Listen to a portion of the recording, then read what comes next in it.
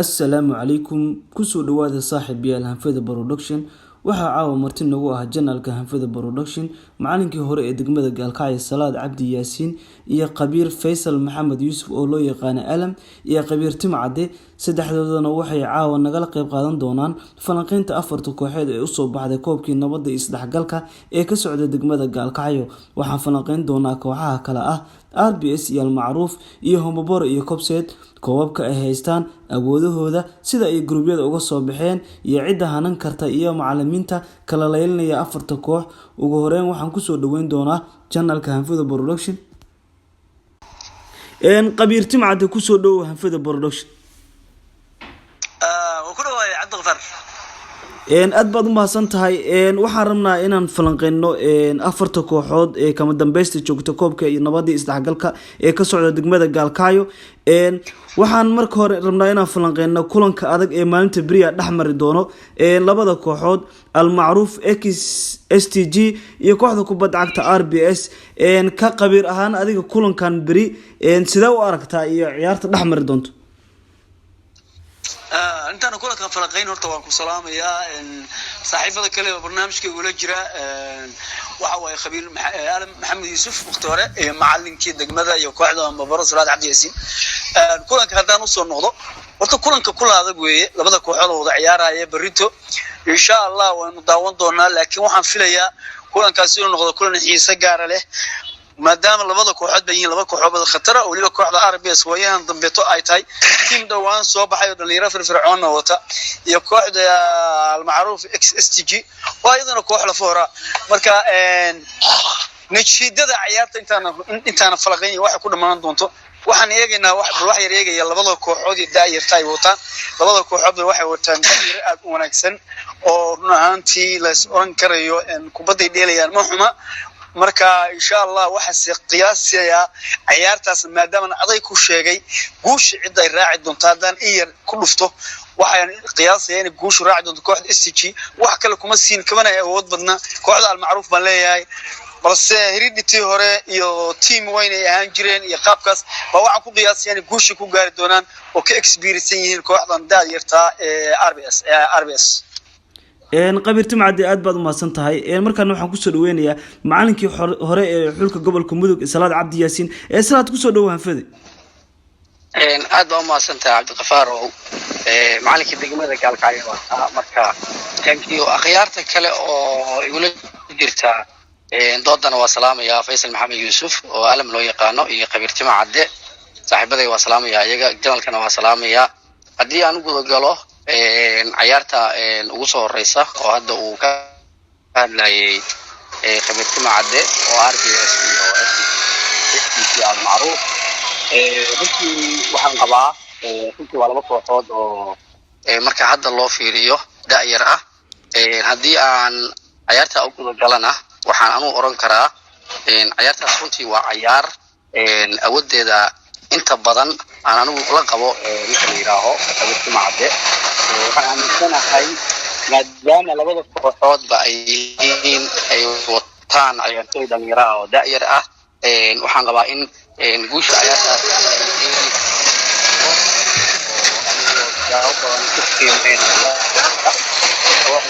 Al-Macruuf sababta aan u leeyahay oo kooxdaas waxay sameysay dadaal badan runtii waxay ka yihiin kooxaha hadda aad wadida inay la jaan qaadeen marka dhinaca kale hadda fiiriyo kooxda RBS runtii iyadoo laftirkeedu waa koox weyn oo ka mid ah kooxaha koobaad laakiin waxaan qiyaastayda aniguna saarayaa in natiijada kala dambaysta ciyaarta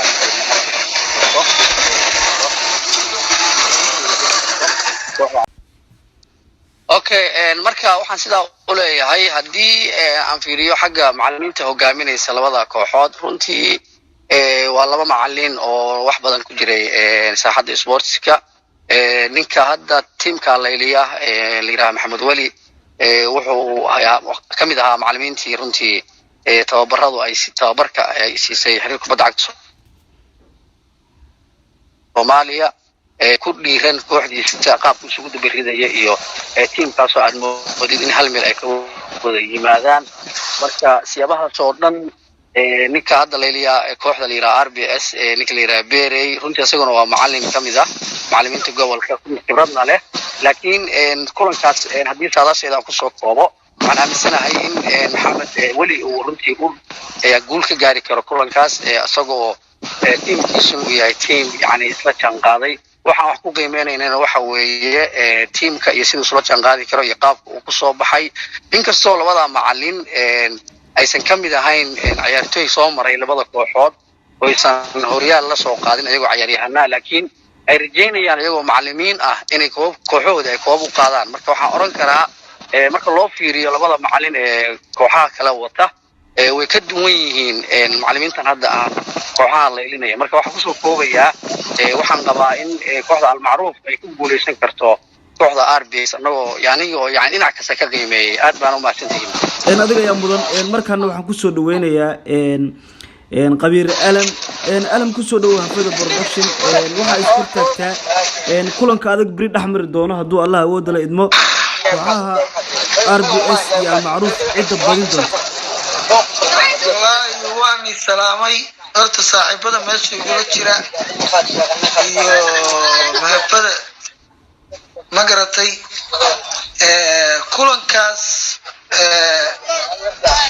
kulankaas haddii aan anigu fiiriyo RBS iyo SGT naadiga la oran jiray X hadda Al-Macruuf horta waa laba naadi oo isku awooda waxaan ku radaa Al-Macruuf naadiga la leeyahay SGT waa niman dhalinyara oo kubadda oo mateed u haya oo dhalinyara ayo hadda soo kacaya isku xaafadna ah isku xiran waa naadiga SGT oo Al-Macruuf laakiin kubaddu waa cadaan iyo madow weeye guusha rabbi baa og laakiin haddaan anugu maskaxaantayda aan fiiriyo khibrad baa la isku dilaa iyo waayo aragnimo naadiga RBS in guusha ciyaartaasi waxaan ku raada ku raaci doonto aan saaxiibada waa ka duwanahay RBS baan ugu aad baad maasantay alam maxaad ku micnaysay oo aad guusha ku siisay kooxda RBS nimankan Timcada iyo Salaad Cabdi Yaasiin waxay siiyeen guusha kooxda Al-Macruuf adigu RBS maxaa ku siisay waxaan ku siiyay maadaama RBS rag waaweyn oo khibrad leh ay u ciyaarayaan tobarooduna uu yahay Beerey kulamada soo ciyaareen aan aragnay iyo guulay soo gaareen naadigan Al-Macruuf waa fiican yihiin waa dhalinyaro yaryar oo isku xiran laakiin anigu waxaan kaga duwanahay khibrad baa la isku dilaa ma garatay salaad ku soo Faisal ka dhaxgalo labada kooxood waa laba kooxood isku daa inaysan kala weynayn hadiisan ba STG ba ay soo weyn iyadoo ay xagga magaca oo ka yimid marka kala fiicnaanshaha rabnaa inaan ogaano marka adoo hadalkaaga wata waxaan rabnaa inaan filaanqayso waxyaalaha aad ku siinaysa RBS guusha ama khibradda ay yani oo numberka dul istaagto horta meesha SGT gaalkoom tii hore ma joogto magaca bay siitaa waxa weeye RBS waxaan u ciyaaraan ku uri rag adigu waa weyn oo maxaan ku raahdaa seeraadana soo aha naadiyada kale u soo ciyaari jiray isku xirkooduna waa fiican yahay naadigu haddii dhowr nin oo rag waaweyn ah ay ku jiraan khibrad leh iyo dhalinyaro hadda kubadda ugu horeyso isku mid maaha Salaad waa taasaa anugu waxaan isha guus ku siiyey aad baad u mahadsantahay alam waan arki doonaa kulankaas beri cid ay guusha raacdo wax yar cabdiqafaarow intaan ka bixin RBS waxaan oranayaa halka alam waxaan uga noqonayaa horta RBS runtii dabaleyra waaweyn oo kuwa STG u dheelaa oo u ciyaara kuma jiraan ma garad marka waxaan qiyaasayaa anigu marka baleyrada hadii la yiraahdo waxa oran karaa waxa xogaa baleyra waaweyn qoladan STG-da oo runtii sidii salaad sheegayna waa hal team oo meel ka soo wato marka fikirka lagu kala duwanaado balse experience markii la yiraahdo magacan RBS team dhawaan bilaamay buu oo la baabulay laakiin waxaan qabaanay STG ba wax badan oo horeysay koobab ahaan marka eegnana STG waa koox badan qaaday oo khabiiriin waaweyn oo kubadda ay soo mareen magacu waxbuu dila marka magac ahaan baan aaminsanahay koob korta in looga qaadayo marka alam waxa ay saaxib waa inuu briya fagaaraha hadii ilaahay ma kale adiga waxa way xaafadaadi ka hortimid qabiirti macdi hadii aan su'aal ku weydiiyo macalinka kooxda RBS Van Bery dhowr jeer buu horyaal ku guuleystay dhanka tababaraha kooxda STG maxamed wali uu soo wax koob la qaadin kooxdiisa STG marka ayadan taas dhibaato ma ku noqon kartaa wala soo oran karaa guusha kooxda STG may Van Bery RBS ani waxaan xasuustaa koob horyaal ay ku guuleysatay xilligana Diaby ninka la yiraahdo ayaa kooxdaas wuxuu ka ahaa macallin marka labada macallin markii khibrada la yiraahdo aniga waxaan khibrada siinaya maxamed wali waa tababare oo waxa weeyaan wuxuu qaatay isaga tababar buu soo maray macallinimo marka sida la ligeed xagga macallinimadana maxamed wali baan kulan qabaa koobkana waxa qaasa kooxda STG insha Allah المعروف loo jooga anigu ayadoo hadda ciyaartii Bayern Munich iyo dhexmarisay iyo Barcelona dadku rajadu waxa badanaysa ba waxa la isla Barcelona Champions finalkii saamodisi waxuma dhacayaan magacan wal ishe magaciisa aado laakiin briba di ilaahay ciyaartaas arki doonaa hadda labada nin oo tiri macluumaad saxaafadeeda weeye waa niman isku xiran oo isla leeg oo saxaafada aniga fikrahantayda haday weydiiseen RBS bay guusha raacaysaa insha Allah waayahay Abdulghafar noo gudbi toobinka kale aad baad ma santiin aad baad ma santiin salaad maya ana israacsan markii hore ninkana laga bilaabay taas ana israacsanaya ciyaarta hadii la alam ador sidoo kale waxa jira kulan aad u weyn oo maalinta Isniinta uu dhaxmari doono kooxaha kubadda cagta Comsed iyo Hombabaro kulankaas hadii aan falanqeyno ugu horeen waxa ku soo dhaweynaya qabiir alam ku soo dhawo kulankaas bal score stag waa maasatiin kan maxaan ku raadaa iyo rag meesha gula jira iyo saaxiibkay Abdulghafar iyo Timcadde iyo Salaad hadii aan kulankaas aan falanqeyno Comsed iyo Hombabaro waa laba naadi waaweyn oo Seeraaya oo Puntland ka duwan gashan waxa weeye maanta ciyaartaas awood baa la isku sheegalaya Comsed hore maahan naadiga Hombabaro rag baleyriin tayale oo soo maray laacibnimada Puntland oo difaaceedu iyo dhexdeedu iyo afkeedu hore isku dheelitiran yihiin weeye guushu gali hore la kala baxaya hatta la isma saarnaanayo magarad aad weyn waka maxaad guushu ku siisay Hombabaro waxaan guushu ku siiyay ciyaarteedaan daawaday kubad jilicsan ma ciyaaraan ba ragga ina habas gadaal buu joogaa difaaceedu waa arkay dhexda waxa weeye no farax iyo Rooney afka hore waa mid yarka jareerka u ciyaara oo magaciisa iga lunsan rag tayale ba ii sheeg oo kubad adag ciyaara okay adam waa kugu soo laaman doonaa alam wuxuu aaminsan yahay qabiir Timcadde inay Hombabaro badin doonto adigu maxaad aaminsan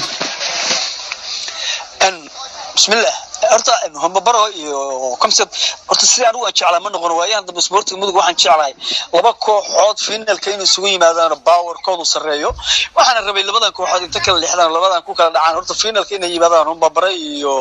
concept aad baan uga xumaaday taas balse qori Turkiga nasiibka keenay cidi macnaha isku ma aadin runtii marka hadaan u gudbo labada team power ahaantooda teamkan la yiraahdo magaciisa Hombabaro أنا ما كرعسنا هاي مركي اللي هذا مات خمسة يوم برو ورتوا لبضة تيم وجود تك ترون مركي هذا يوم يسوى على هاري كريم هذا حتى لبضة تيم وجود تك ترون يافر تكوحل مركي كوح هذا خمسة ما أنا خمسة دهوري وكرعسنا هاي تاس نيك اللي هذا عالم وحنا كم سنة عالم تاس كذا كوح هذا هم برو أود يتيم هن مركي اللي هذا لبضة تيم مركي واحد أود بدهم برو حقيقة مركي نكاح هذا لويه لأن سبورتي لكن لكي جبنوني جاي النصيب ماشي وكوتشرادو وحاول يكون كود بيده وغادا عربة مع العربة تلكم وحن إسرائيل لباتك دقيقة وهريسة أيام لك الجرد ونا تلكم وينو أجن عبتي كرع لك واحدكم سيدو صدق رجال الله قدوا بيا فينا له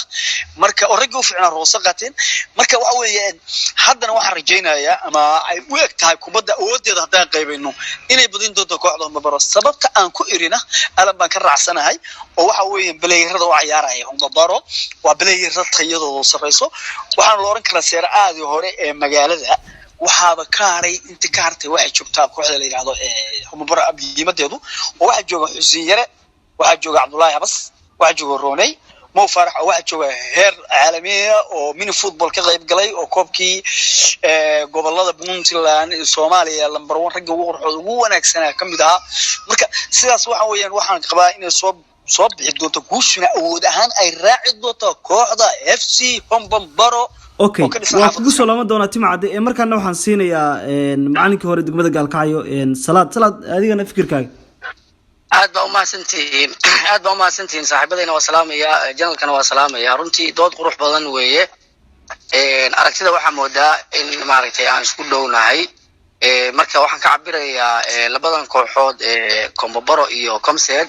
runtii waa laba kooxood oo waaweyn oo heer Puntland ah waa kooxo inta badan final isugu yimid koobka la qaaday runtiina labada macallin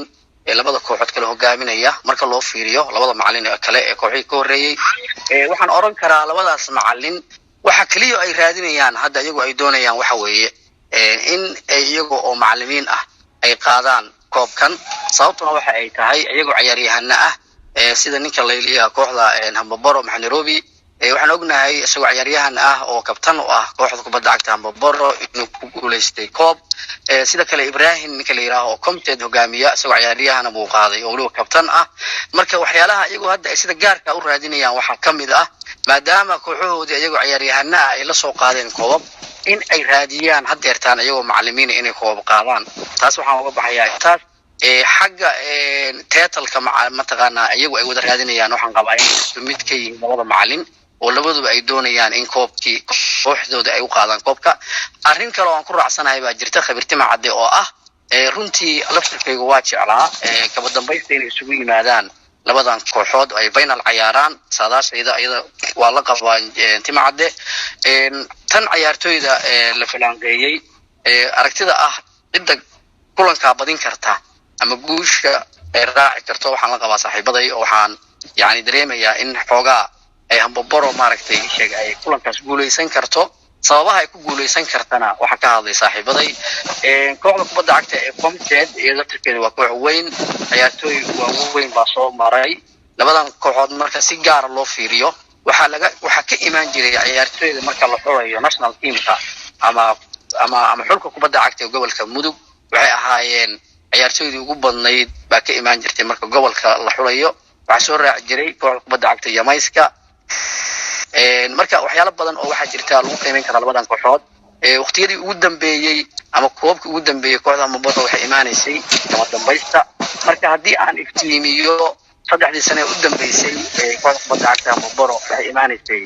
ciyaaraha kama dambaysta ah labada kooxoodna waxay ahaayeen laba kooxood oo challenge isku ah inkastoo hadda aanan sheegi karin